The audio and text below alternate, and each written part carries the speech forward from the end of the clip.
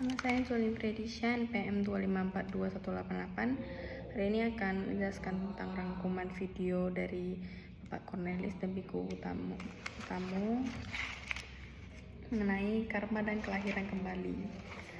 Jadi dari video Bapak Cornelis itu saya mendapatkan rangkumannya, yaitu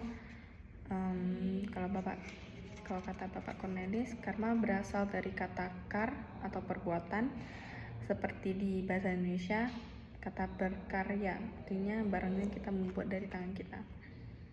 Dan di agama Buddha itu ketika ada perbuatan disebut sebagai karma jika ada niatnya dan kehendakannya, dan jika tidak ada niat itu tidak bisa disebut sebagai karma. Contoh dari Bapak Cornelis itu katanya, ketika kita jalan-jalan terus kita injak daun dan kita tidak sengaja membunuh binatang kecil seperti kayak semut, itu tidak termasuk karma karena kita tak tahu ada binatang di bawahnya. Jadi itu tidak bisa disebut sebagai karma karena tidak ada niat. Tapi beda ketika kita melihat, contohnya kita melihat ada semut dan kita sengaja bunuhin, itu baru termasuk karma karena kita ada niat untuk membunuhkannya.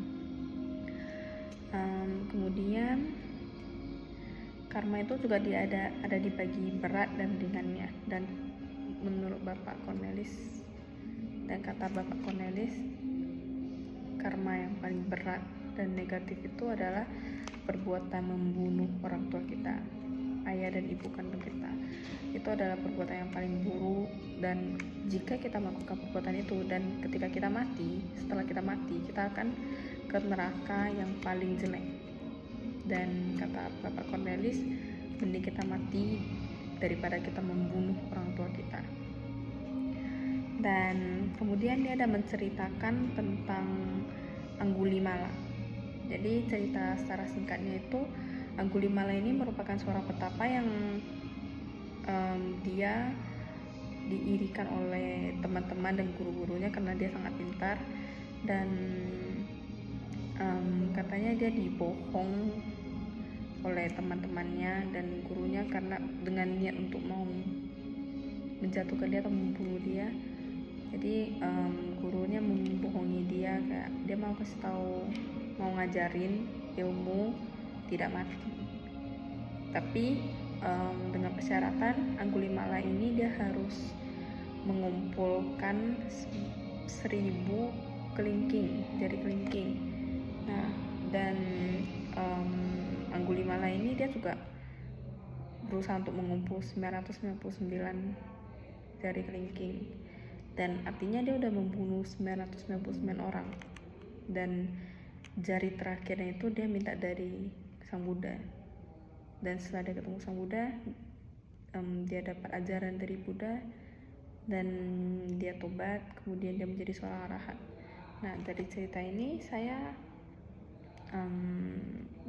mengingat suatu kata mutiara yang dengan maknanya, ketika seseorang, orang jahat yang melakukan kejahatan, mau sejahat apapun atau mau dia bukan sebanyak-banyaknya gitu, intinya kalau misalkan dia tobatnya benar tobat banget, kayak dia tobat tulus gitu, maksudnya dia bisa langsung jadi seorang Buddha atau mencapai kesucian. Nah, dalam konsep teori ini saya sedikit bingung karena menurut saya kalau misalkan hanya dengan tobat saja, kejahatan dia tidak usah bertanggung jawab lagi, dia tidak usah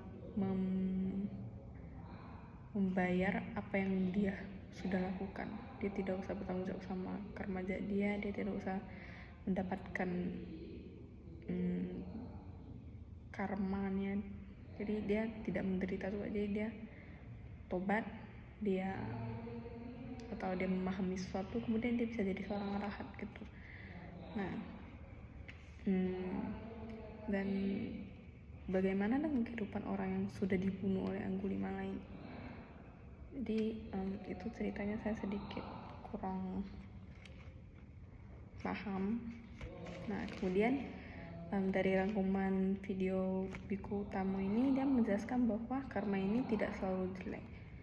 Jadi karma ini kan dia dari niat. Jadi tentu saja ada niat baik dan niat buruk. Jadi karma itu juga ada dibagi niat karma baik dan karma buruk. Nah kemudian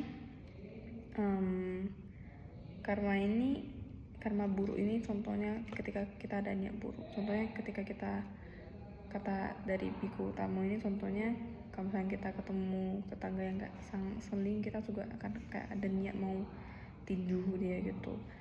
Kemudian kata Biku Tamo, banyak orang yang menganggap bahwa karma itu sama dengan takdir kita.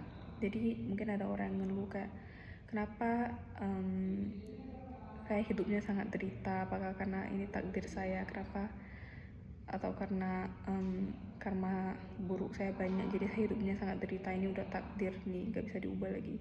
Tapi ingat, karma itu dari niat itu dari kita sendiri. Karma itu dari perbuatan kita sendiri. Jadi kita bisa mengarahkan, kita bisa berdasarkan perbuatan sendiri untuk menciptakan karma yang baik, untuk mengubah masa depan kita, untuk mengubah pikiran kita, untuk mencapai kesucian dan mencapai kehidupan yang lebih baik. Terima kasih.